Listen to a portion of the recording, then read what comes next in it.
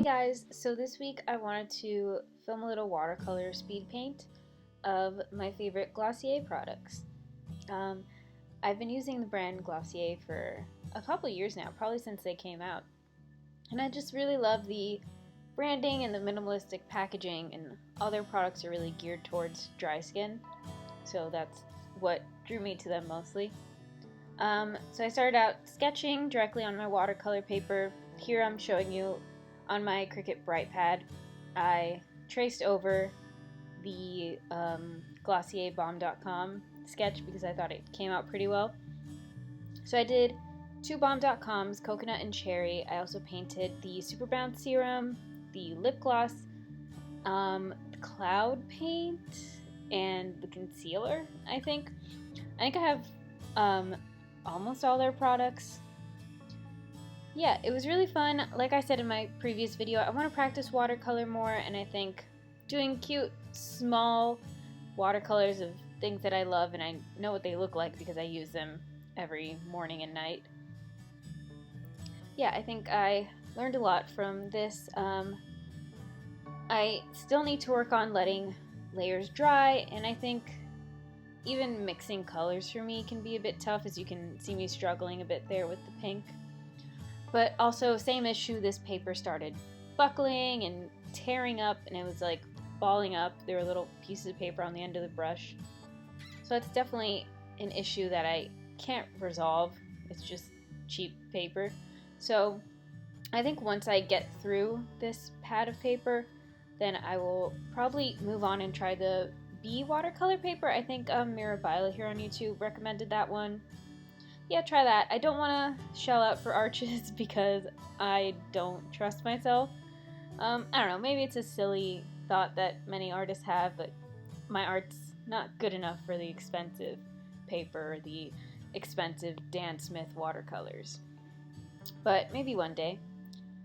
Oh, I also wanted to let you guys know that I ordered an iPad. That's going to be coming in this week, and then I got the Apple Pencil for my birthday from my parents, and that's going to come in the following week. So expect a lot more digital art. The next video will probably be an unboxing, maybe. I just have never done any type of digital art. I mean, I screwed around on Microsoft Paint when I was a kid, but who didn't? I chose the iPad instead of a, like, Cintiq or there's one that starts with a W, any of those digital drawing tablets, because I know how Apple products work, and I think it's just going to be a lot more user-friendly for me, and I'm also not doing any of this professionally. This is not what I studied in college or what my career is based on, so I don't want to shell out money for a professional Illustrator tablet. I don't know, I want to try a new medium, and I feel like it'll be good because I can just carry the iPad around with me. I got the 11-inch iPad Pro, I guess third generation it's called, and the second generation Apple Pencil. So I think that'll fit well in my briefcase, and I can just carry it around with me, and if I'm bored or waiting somewhere, honestly waiting for a meeting to start, because that's my entire existence, I can just whip it out and start sketching. Because I'm not one to carry a sketchbook. First of all, I'm afraid it's going to get ruined in case, I don't know, it falls, it rips, liquid spills on it, or just carrying pencils and markers and liners, all that. I think it's really going to simplify the drawing process for me, which will make me more inclined to sketch more. I want to just sketch every day. I usually feel like I have to render each piece to full completion, add color, line it, I don't know. I just want to be more relaxed with my art, which seems to be an ongoing theme with these voiceovers. Anyway, the art. So I sketched, obviously, the outline first, and then I went in with watercolors, and then I lined it. Then I went over with the white gel pen just to get it crisp, because the watercolor kind of seeped out of where I put it. I don't know, can I blame the paper again? This paper really isn't great. But I don't think I've tried a good watercolor paper yet, so we'll see. I wish I had done better in painting the lip gloss, because I think it's tough to get light shining through a kind of clear, viscous liquid, because I don't know, I just couldn't really get the highlights right. For the concealer that you see me doing now, I propped it up how it is on the screen, and then I took a picture with my phone at like, I don't know, front-facing angle, how you would see it the way I'm drawing it. Yeah, I think that helped. I also think kind of drawing and painting from life is what I need to do more of. I am definitely too awkward to go to a coffee shop and just draw people that I see or any of that sort. So hopefully in the future I can find more ways to draw from life, because yes, references are helpful, but there's nothing like seeing lighting in real life, real time, how the shadows look, and yeah, all that. I think that's all I have to say about the art.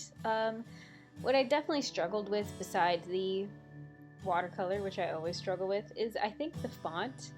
I think most of Glossier stuff is like a sans serif, and that like curly G is just their own script. But I'm not good at like seeing font and then writing it the same way. I think as much as I tried, a lot of the lettering on the packaging still kind of just looks like my handwriting. I don't know. But I do show you some close-ups at the end of the video and a couple of pictures that I took. So hopefully you guys like this video. I kind of want to do more of these. I love product design, and I worked in beauty marketing for some time. So yeah, I think I know a lot about this, and it's just something that I enjoy researching in my free time, looking at a brand's aesthetic and how they kind of piece it together and how they allow each product to shine on its own while still being part of the overall brand theme. As some people probably don't care, and I mean, it is just makeup, it's nothing revolutionary, but I think it's interesting. So I might do this with more products and things that I own, just kind of set them in front of me and do the best I can at making it look realistic. So yeah, I think that's it. Look forward for some iPad Procreate videos. I'm very excited. I already have a bunch of Skillshare classes bookmarked. Yeah, that's it. Thanks for watching, guys, and hopefully see you next week. Bye!